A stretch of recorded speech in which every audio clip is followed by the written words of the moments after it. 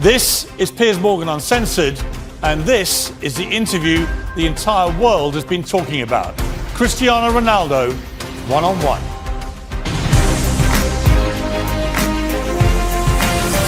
From London, this is Piers Morgan Uncensored. Welcome to a special edition of Piers Morgan Uncensored. Cristiano Ronaldo is a football megastar. In my opinion, the greatest player to ever grace the game. He's also one of the most famous people on the planet. He's had the toughest year of his life, on and off the pitch, facing personal tragedy and a barrage of criticism from fans, pundits, even his own coaches. Everyone else has had their say. Now, it's his turn. And Cristiano is most definitely uncensored.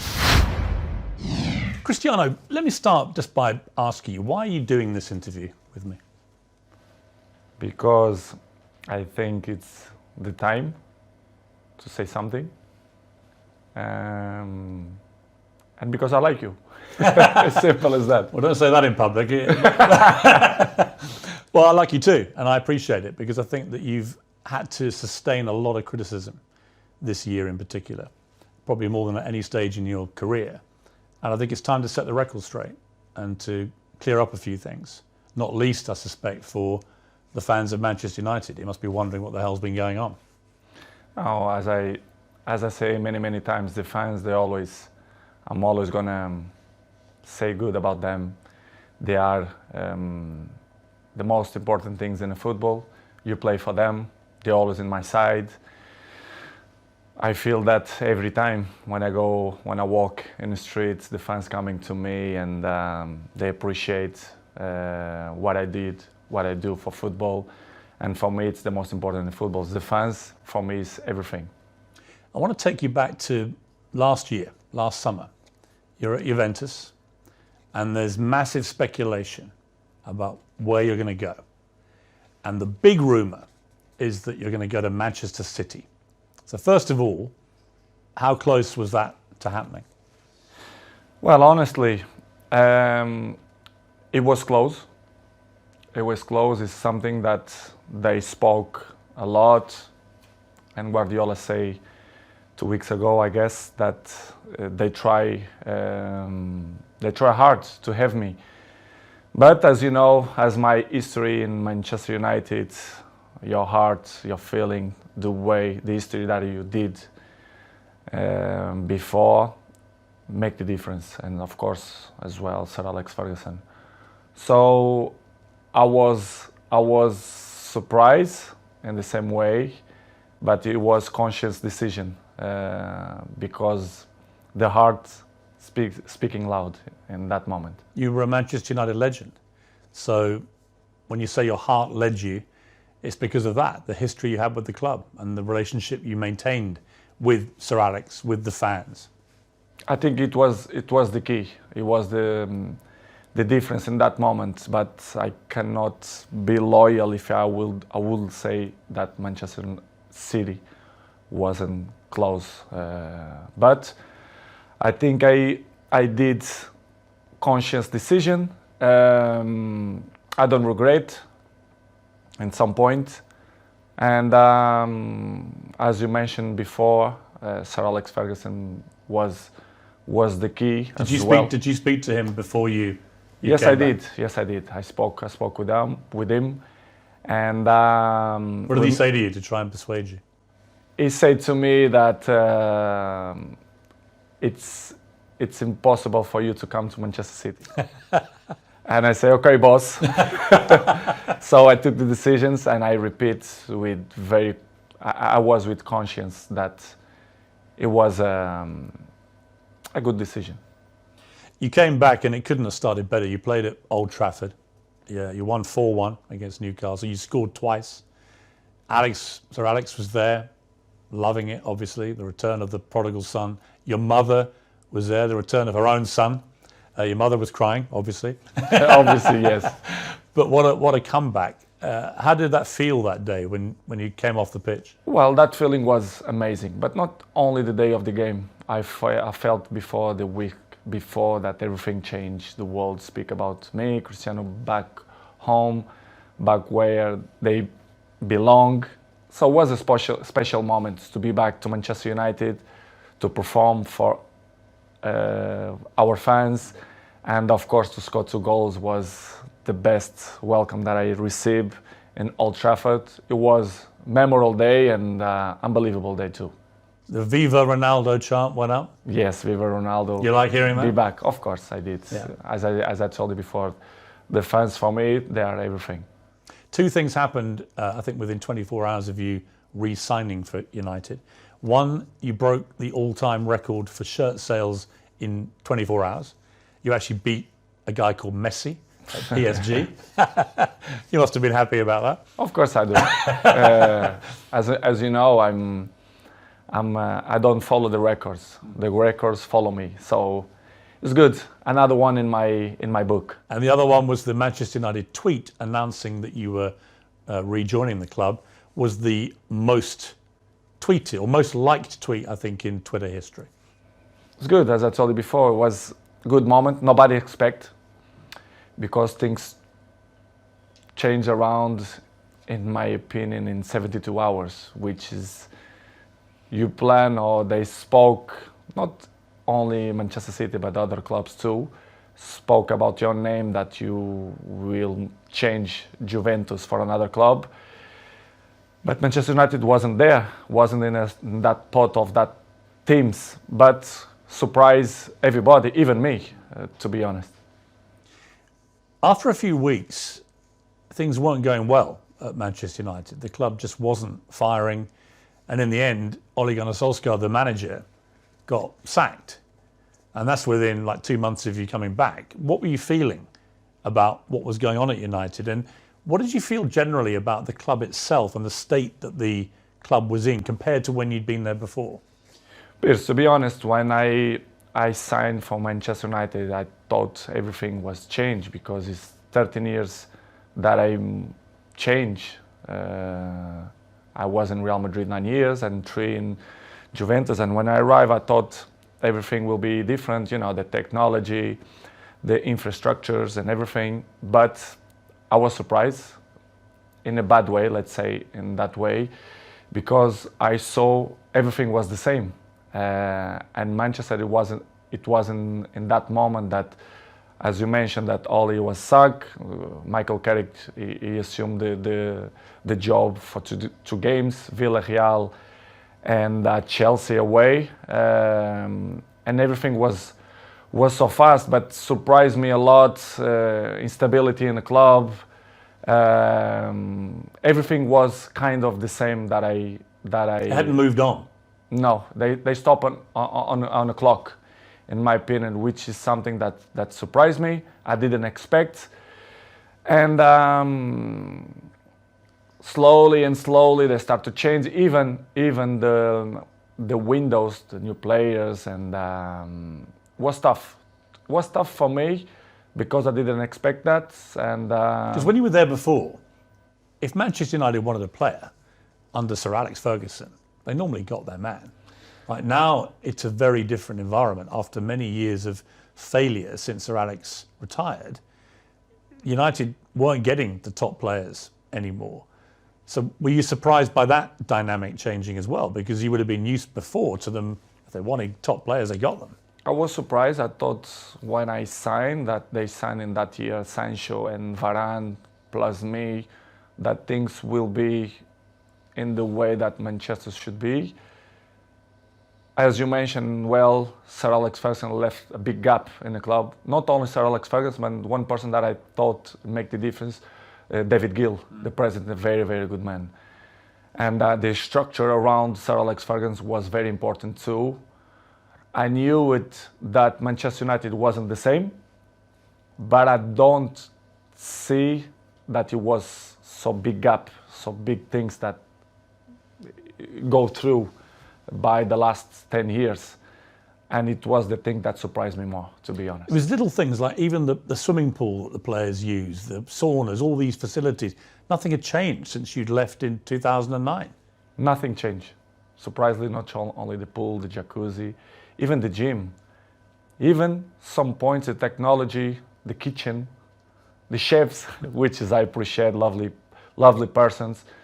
they stop in a time which is it surprised me a lot. I thought I will see different things, different, as I mentioned before, technology, infrastructure, but unfortunately we see many things that I'm used to see when I was 20, 21, 23, so surprised me a lot.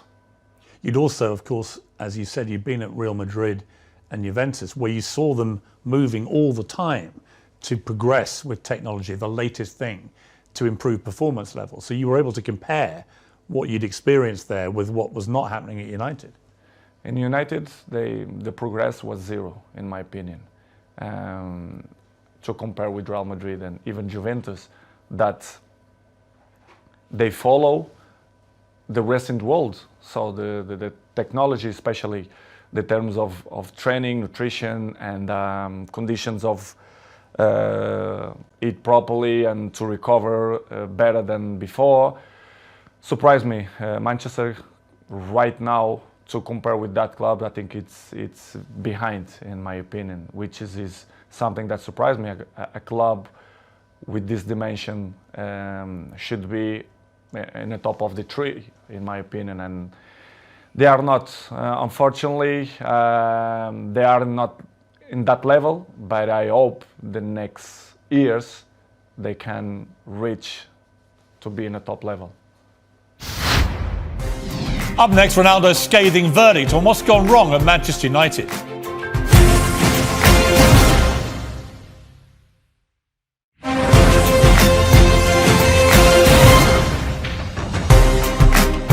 When you look at, United have had some of the best managers in the world follow Sir Alex Ferguson, and they've all been relative failures compared to other stages of their careers. Do you think that partly that's down to the structural element of this, that there just isn't the support that top managers need?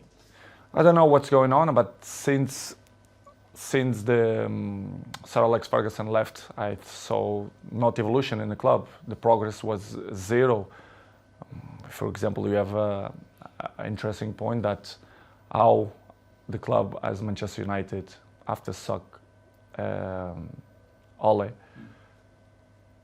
they bring sport directive Ralph Rangnick, which is something that nobody understands. This guy is not even a coach. A bigger club like Manchester United bring sport directive, surprised not only me but all the world. Well, it was a ridiculous decision, wasn't it? Of course, in my opinion, you have to be honest. If you're not even a coach, how are you gonna be the boss of Manchester United? It's something that I should see that Manchester is not followed not the right way to reach successful like other teams, like for example Liverpool or Manchester City, Chelsea. They are one step behind or two because of this kind of mistakes. In my opinion, that they should improve and change probably the staff or the people, the directives or presidents. I don't know who is the problem there, but did it show a lack of ambition to you when they replaced Ole Gunnar Solskjaer, who a lot of fans liked, but he obviously wasn't delivering the big titles that United wanted and were used to. But to appoint someone like Ralph Rangnick, I'd never heard of him. And I'm thinking if had you heard of him? No, of course not. You'd never heard of this guy? Nobody, and the people who I speak, nobody knew it, who is him. So suddenly did you call him the boss? Of course, I respect. We have to call because he assumed the job. Regardless, all the coaches that I had in my career, I call them boss because if they assume the job, we have to call in that way. But in the end, deep inside me, I never saw him as a boss because I saw some points that I never agreed, and he stopped in the time as well. Because if you're not being a coach, the next 5 years, you're gonna lost the identity of to be a coach. So surprised me a lot. But in the same way, don't surprise me a lot because if you see the structures, they keep it the same. So the coaches didn't surprise me, but it was a tough moment. What was extraordinary was very quickly after Rangnick took over, started briefing journalists that you weren't pressing enough and that maybe it would be a good idea if you moved on from the club. And I'm like, who is this guy? And why is he saying this to the man who's scoring the goals? To be honest, Piers, it's something that I don't understand. It's the new coaches that coming around, they think they find the last Coca-Cola in the desert, which is I don't understand. The football that invents many years. So, but I respect any coach have a different approach, different opinions, different mentality, but kind of some points that you not agree. So I'm always like that in my life. I'm always been beside the best coaches in the world, Zidane, Ancelotti, Mourinho, Fernando Santos, Allegri. So I had kind of some experience because I learned from them. And when you see some coaches that they're coming, that they want to revolution the football, I not agree. I have my opinion. They agree or they disagree, but it's part of the business because in the end of the day, I'm in a club to win. And with my experience, I want to help, like always. And some coaches that don't accept. And, it's part of the job. Did he know what he was doing, Rangnick, or not? At a club like United? No, they don't.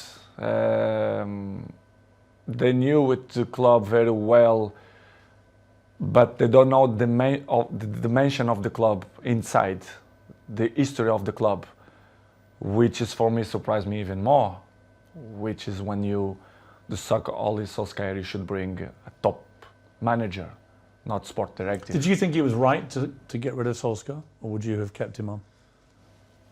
Well, it's not.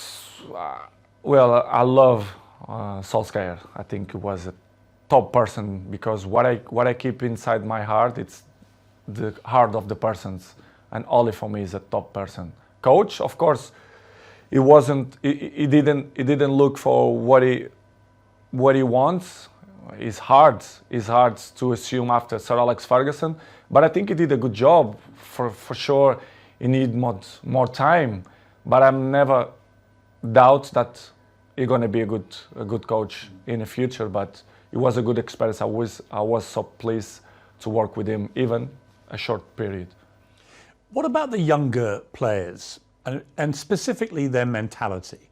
Because it seemed to me, just from what I was reading, when you were originally at Manchester United as a young 18-year-old, that you had huge respect for the older players, the Keanes and these guys in the dressing room, and you would soak up their experience, their wisdom and so on. Did you get that same respect, do you think, from the younger players? I don't mean that they don't respect the experienced players or the oldest players. I don't think that word is the best one, but they live in a different era. I can see my kid, they have 12 years old. The mentality, they are not the same. They are not suffer that. What's the difference? The anger. I think the anger. I think that they have the things more easily. Everything it's easily. They don't suffer. And I think they don't care. I don't mean only a few in Manchester United, but all the teams, all leagues in the world, the youngers, they are not the same of my generation. But we cannot blame them because it's part of the life, the new generation and the new technologies that avoid, they distract them for another thing. So, but they are not the same. They listen, but this is why we have 2 years. You listen from one side and they go away for another side. So don't surprise me, but in the same way, it's a little bit shame because if they have the best examples in front of your eyes and if they don't at least copy what you did for me, it's kind of weird because I remember when I was 18, 19, 20s, I'm always look to see the best players, Van Nistelrooy, Ferdinand, Roy Keane, and Giggs. This is why I have the successful that I have and longevity, because I take care of my body, my mentality, my head, because I see these guys and I learn from them. When you try and give advice to these younger players, what do you say to them? What do you try and guide them to be like? I think the best advice, I'm not the kind of guy to like to give advices. I prefer to be as example. Yes. Because I'm an example. I'm there every morning. I do the same stuff. I'm probably the first ones to arrive and the last ones to go out. I think the details speak for itself. So, because as I told you before, they listen one thing and in 2 minutes they already forgot and do it whatever they think it's better. This is why I say I like to lead by example. And some ones they follow me, not much, but See, I just find that incredible. That if I was a young footballer and I had Cristiano Ronaldo at my club, that I wouldn't want to spend every second watching him, listening to him, observing the way you go about your business. And yet, from what you're saying, clearly, they're not interested. they don't care. Some ones yes, but most of them no. But for me, it's not surprise me. Don't surprise me because they're not gonna have longevity careers, in my opinion. It's impossible. It's impossible to see, for example, my generation, you see many players, they reach 36, 37, 38 in the high level. I think this generation, you're gonna count by your hands how many gonna reach in that level, because this years of preparation, helps a lot. Who are the players in the world that you most admire for their mental strength, their attitude?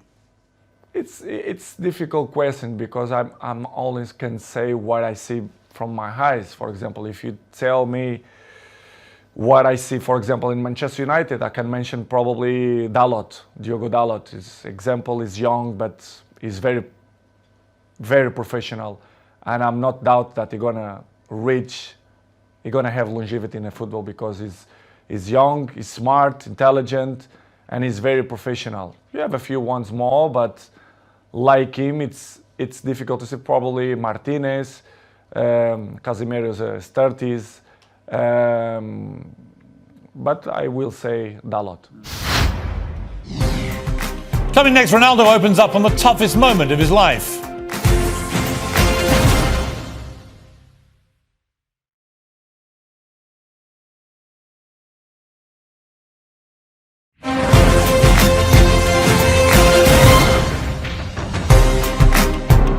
So Rangnick's come in, it's your second manager, it's not working, the results aren't great. You're still scoring goals regularly for Manchester United. You're about the only one who is.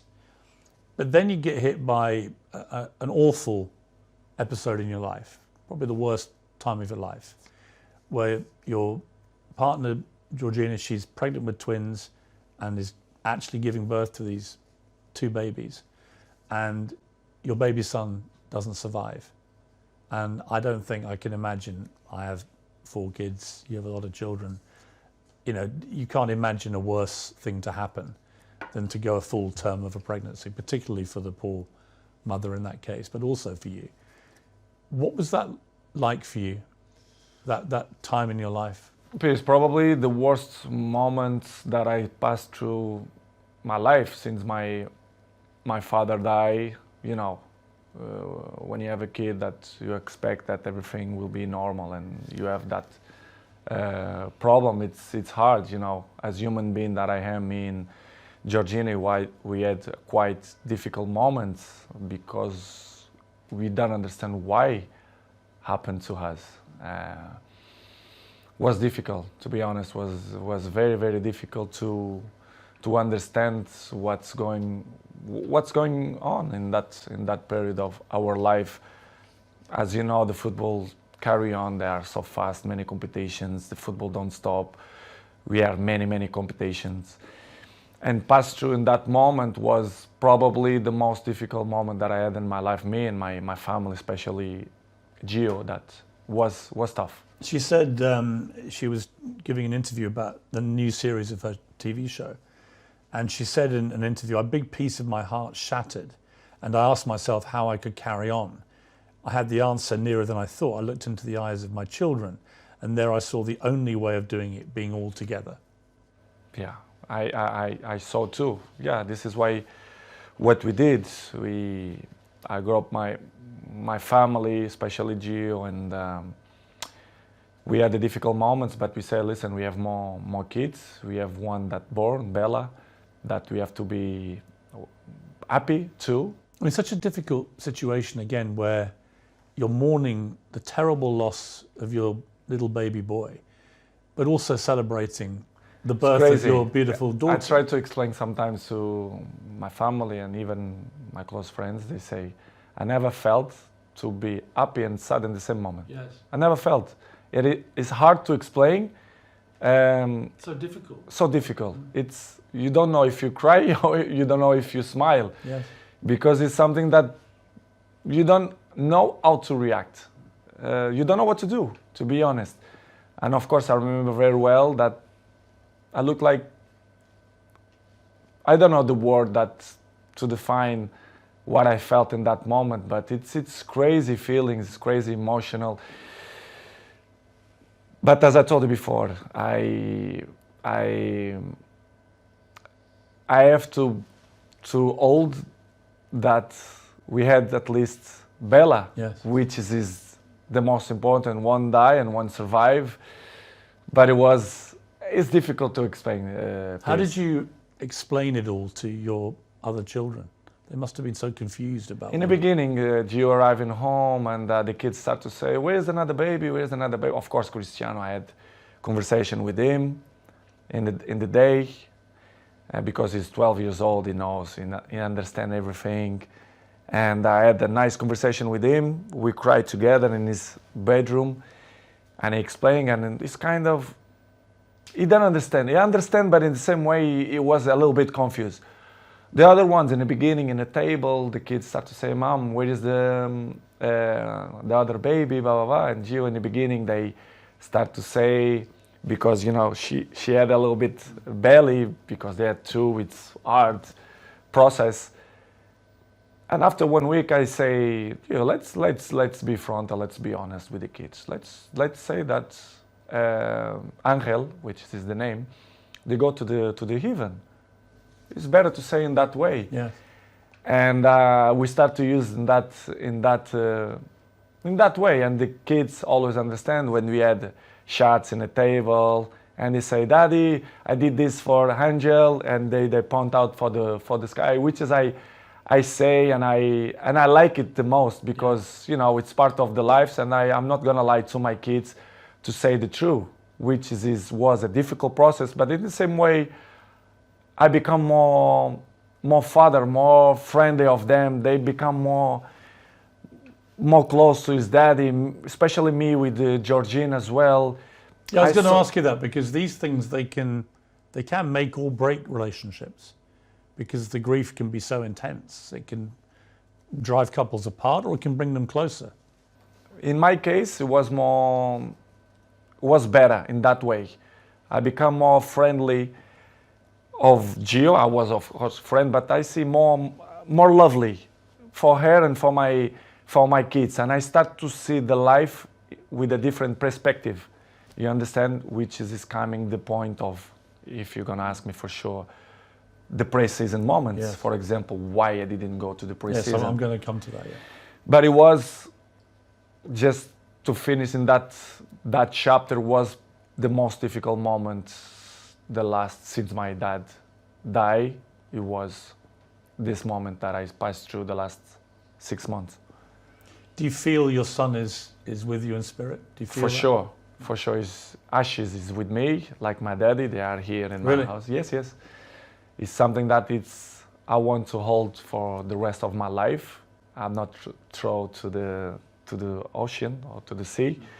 I keep with me. They are next to my daddy. I didn't know if you check. I have a small church down, and you do? Yes, I do. Like a little chapel? Yes, Huh? chapel, and I keep my daddy and my son. Do you talk to them? Yes, I do. I talk with them every time, and that they are in my side. They help me to be a better man, to be a better person, to be a better father. And it's something that I'm really, really proud that the message that they send me, especially my son. Amazing. You had an extraordinary reaction from football fans, obviously from Manchester United, but I think you must have been just so surprised by the outpouring of not just support, but Liverpool fans sang on the 7th minute of their next game, "You'll never walk alone." The Kop, the great infamous enemy of Manchester United. What did you feel when you heard that? I never ever expect that. Never. I had the opportunity now to say, all English community, thank you a lot for that kind of that they had with me. Not only Liverpool, but all England. I felt. I was at Arsenal when you played, and on the 7th minute, the whole crowd. I received a letter from the Queen family as well. Really? Yes, I do. Which is From the Queen herself? Or? Yeah, family. Yeah. And surprised me a lot. Offering their condolences? Yes. Wow. Unbelievable. This is why I say I respect a lot the English community, English people, because they've been very kind with me, and in that difficult moment on my life was spectacular. The way they treat me and my family in that difficult moments. I should say straight to the crowd and thank you to the old English community that helped me in that moment. When the Queen sadly died in September, you posted a very nice tribute to her. Was part of the reason because of what they had been like with you? Of course, they've been so kind of with me, and this is why I did what I did. But it was unbelievable moment. I'm never ever gonna forget that moment. You have a little girl, Bella. She's 6 months old now. Must be a great joy amid all that terrible sadness. Unbelievable. It was another member in the family. They are the shine of the house, and we are so proud. Me, Georgina, and all my kids. They are very, very proud for them. They are spectacular. A beautiful girl, and we are so happy. We are so happy. We are happy fathers. You're going to have more? I'm not thinking now to thinking more kids. I think we done, but we never know. The future only God knows. But right now we want to have a break, to enjoy these ones, because they are little. Bella 6 and the rest they are 5 and Cristiano 12. We want to enjoy a little bit of these ones. Let's see the future. It's very difficult to play top level football at the best of times. It's a hard business in full public glare of millions of people watching. To have to go back and play after this must have been incredibly hard for you, even with your mental strength. How did you find that? Difficult, very difficult to play after that. But as I always have good support from my family, and Georgina told me, go to play, go enjoy, to do what you like to do. We're gonna help for you to forget a little bit the situation. It was difficult, but in the same point, I think helps for you to, to don't thinking much about that. Even to training was good, but as you know, the football going so fast, and trainings, games, even the national team, the things going so fast, you don't even have a time to settle and say what's going on, because the things going so fast. But was good. Georgina helped me a lot to give me that possibility to say. She's a very strong woman. Yes, she did. Georgina. Yes. I mean, really strong. Yes. To just to be your partner is probably not an easy time a lot of the time, with all the attention all the time. But to go through what she's gone through and still get up and be there. We help each other. But she struggled when she was young, which is she look at life with a different eyes. Even she's young, but she suffer. She born in Argentina. She have his issues with his family as well. She live alone. She have interesting life. Yes. And histories as well. And she helped me a lot. She's very mature for his age. We help each other. Sometimes when I'm a little bit down, she push me up, and I do it to the other side. So we are a nice couple. We help each other. So I'm really pleased that she's on my side. Any movement on the wedding bells, Cristiano? I'm not thinking now about that, but I can see in the future. I think she deserves, but it's something that not coming now in my plans, but in the future, yes, I want. Coming next, Wayne Rooney, Gary Neville. Ronaldo's got a message for both of you.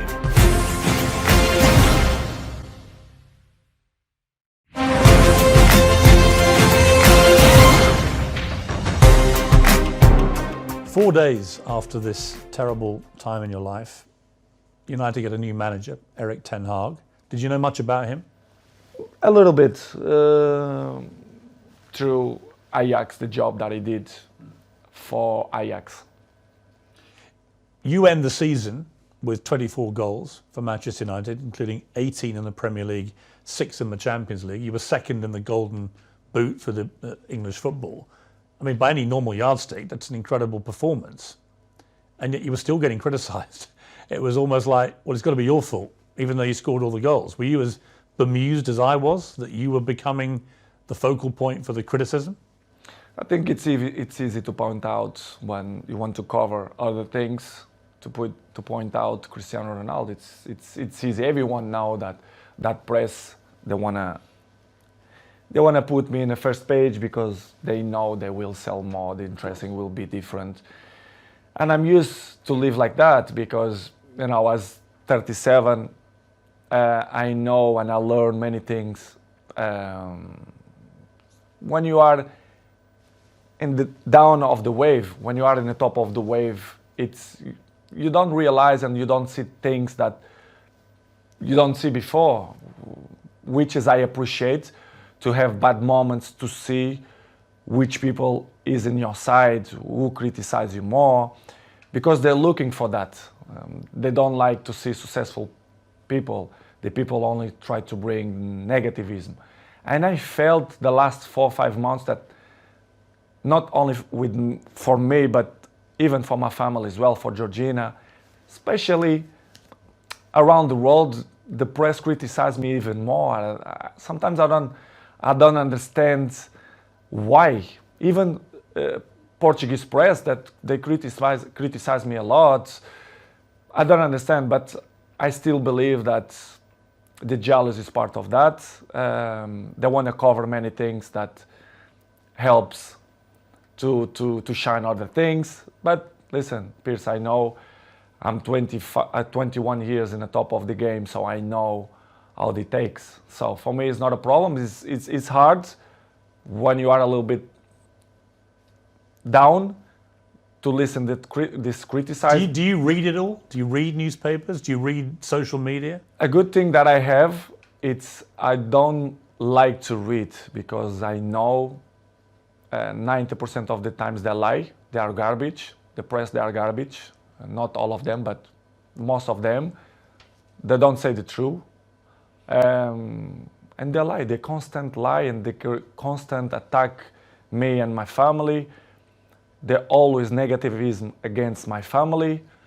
Why I'm gonna read? Because I know they try to make me feel bad, me and my family, which is something hard to deal. But in the end of the day, I understand. But it's really, really hard. The problem you have is you're too famous. You are the most followed human being on Instagram. That you have, I just checked, 495 million followers. I have just under 2 million on Instagram. 8 million on Twitter, so I'm catching you on Twitter slowly, but 400, you're nearly at 500 million followers on Instagram. I mean, that's insane. You're bigger than all the Kardashians put together. It's good. It's good. I feel proud for that. It means a lot for me because it means that people like me too. I'm charismatic. I think why I'm the number one. Sometimes I ask that question to myself. Why me and not another one? Why do you think it is? To be honest, not just only because I play good football, because everyone knows, but I think the rest is relevant. You have to be charismatic. People have to feel some connection with you. I think to be good looking helps too. I have the same problem. Yeah, I feel the same way. To be honest, Piers, I don't know the real reason, but I think I'm charismatic and I'm a appetitive fruit. I don't know if we... A what? A fruit that people want to bite. Yeah. I don't know how you can say in English. Any particular fruit or? let's Nice say peach. strawberry. But I don't know the reason. I mean, what's incredible to me is the power you have. Appetite Appetite fruit.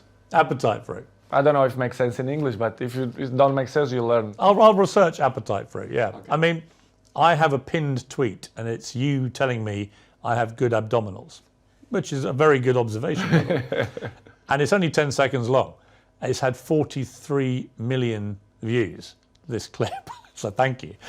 Because 43 million people have heard the guy who actually has got good abdominals tell me I've got good abdominals. But it showed me the sheer firepower you have in that world of social media. It's just extraordinary. Is what I told you before. I have good things, which is you can sell your own product, let's say in that way, but you have to deal with many obstacles in your life too. Do you care if people hate you? I mean, a lot of people love you, but obviously a lot of people don't.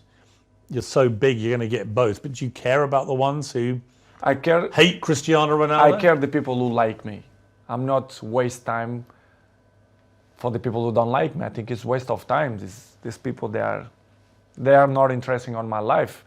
I like to be around the people who love me. I don't waste my time to see the criticism of people who is next to me, ex-players, for example. One of your biggest critics has been, and I'm surprised about this. Me too. Wayne Rooney, for example, who you played with for many years very successfully, and were good friends with him. And yet all this year, 3 or 4 times, he's come out and attacked you in the media. Piers, I don't understand. You should ask this question to him, but I don't know. I don't know why he criticized me so bad, or I don't believe that he's jealous of me. He says your behaviour is unacceptable. United should sell you. Blah blah blah blah blah. I mean, it's Wayne Rooney. It surprised me. It was 1 year ago or 6 months ago here in my house. He pick up his kids here and invite Cristiano to go to his house to play football. I really don't understand people like that, or if they wanna be in the cover of the paper, of the news, or they want a new jobs or whatever. Is it jealousy as well, perhaps, that you're still playing and still in the Man United? Probably, because he finished his career with 30s, so I'm still playing high level.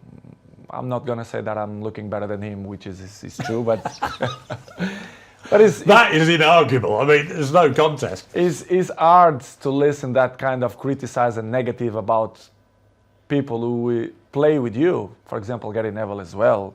Yeah, I mean, Gary Neville, you blanked him the other day on the pitch, and he looked quite upset, actually, because he obviously likes being your friend, but he's been pretty critical of you as well. People can have his own opinion, but they don't really know what's going on, for example, inside the training ground and Carrington area, or even my life. They should listen not only one point of view, they have to listen my point of view as well, because it's easy to criticize, but if you don't know the old story, it's easy, But it's, Piers, as I say before, it's part of... Are they still friends of yours, or do you have a line where... They are not my friends. They are colleagues. We play together. They're not coming. We not have a dinner together, for example. But as I told you, Piers, before, it's part of my journey. They keep criticize me, negativism every time. So I continue my trip, and I have to catch up the people who like me. Some of your ex-colleagues have been incredibly supportive.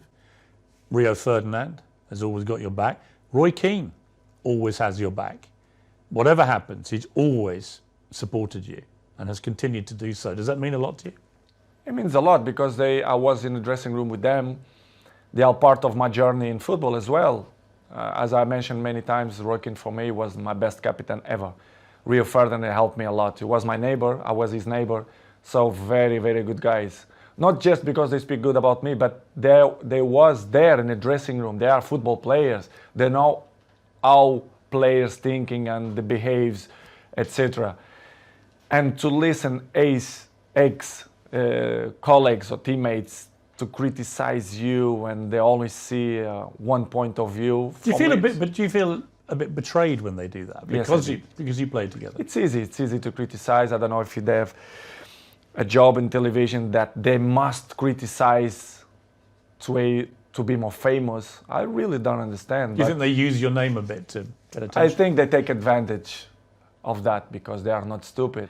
And I really understand, and I have to carry on with my life with criticize or when the people speak good about you. But it's hard when you see people who was in the dressing room with you criticizing that way. It must hurt. It's you. not good. Yeah. Yes, I did, but not hard. I'm not gonna be more slim. I'm not gonna sleep bad because of the criticize. But it's not good to listen that. Disappointing. A little bit, yes, disappointing. Next on Uncensored, expect fireworks in the explosive second half of my 90 minutes with Ronaldo. Your baby daughter's in hospital. And the president of Manchester United didn't believe the empathy don't exist. The Glazers, they don't care about the club. What would your message be to Manchester United fans? The fans, for me, will be always in my heart. He was deliberately provoking you. I didn't felt that he had respect for me. Cristiano Ronaldo's 12 rules to life. Why not? Imagine the rest of the rats, they're gonna criticize me too. I'm just trying to work out how Wayne Rooney could hate you even more. They only speak about the black sheep, which is me. They're trying to force you out. Yes, not only the coach, but the other 2 or 3 guys there around the club. Yes, I feel betrayed. If you don't have respect for me, I'm never gonna have respect for you. Do you think England have a chance? I have a chance beside Portugal, in my opinion. That's it, you retire, right? Yeah, I retired. 100%.